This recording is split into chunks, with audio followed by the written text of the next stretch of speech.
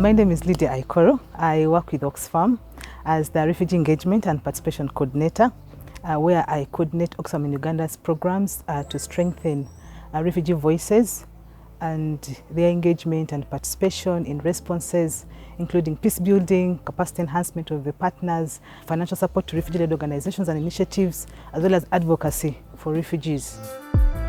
In a setting where we are, like Uganda receives refugees, and given the open door policy of Uganda, when the refugees come in, they are integrated within and they live together. I mean, there's a lot of opportunities for them to share a number of things, like they share natural resources, they share services, and as such, there are grievances.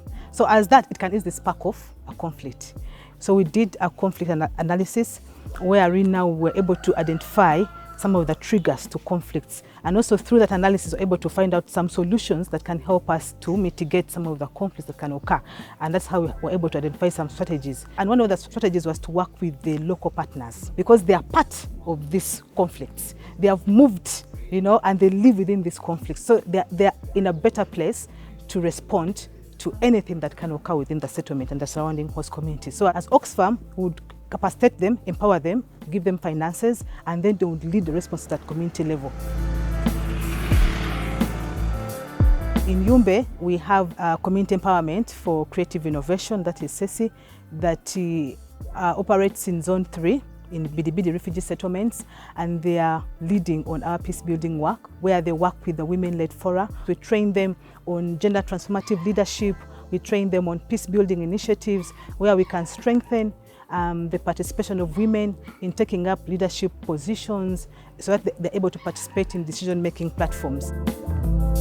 Culturally, people were saying that women are not supposed to stand and talk in front of people. Even women are not supposed even to air their views. Even there are other activities, there are other things that women also can do, that because of the culture, men will say that these things are not supposed to be done by women. When CECI came in, then they brought us, they formed us as a group of women and girls forum. Because of the training that we got, we could manage now to talk to people, because they are bringing the administration that they have been handling in their own homes. They wanted things to be put all right, you see?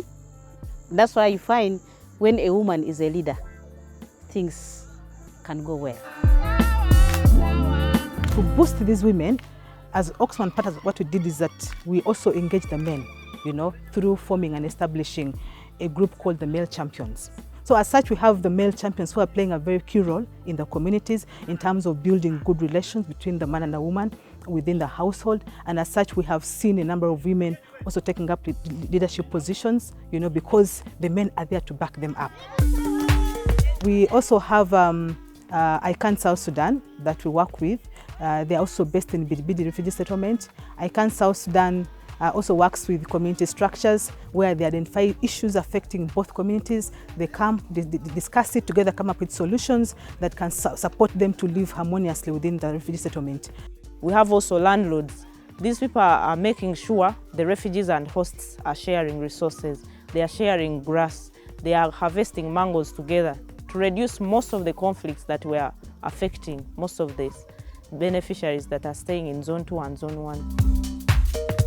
We thought that we would also engage the religious and the cultural leaders.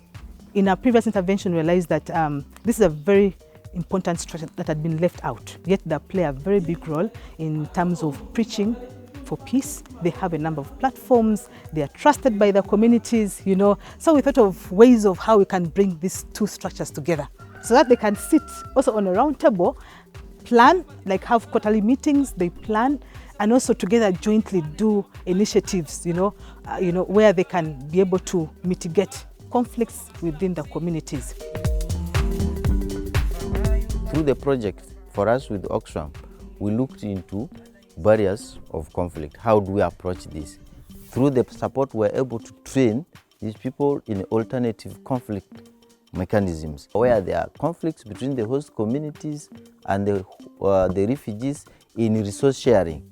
This structure comes and sits and dialogues. Resolutions come, and then peace comes. Because we want to discourage the idea of going to the formal courts that are expensive again very far from here. And at the end of the day, in a formal court, somebody wins and the other loses.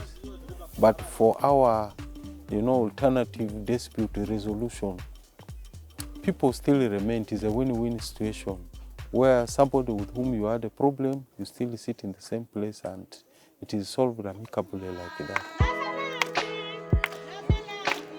In our location where we work, and we can proudly say that this support has created impact. One, if you got the police, they can track for you that there is a considerable reduction in the number of cases that are reported in relation to GBV from homes. And this is because the structures have worked at local level and people are preaching peace. We no longer have women who go and fight in a water point, but they know about peace, and they know this through the mentorship, and at the end of the day, it's visible to really see the peace.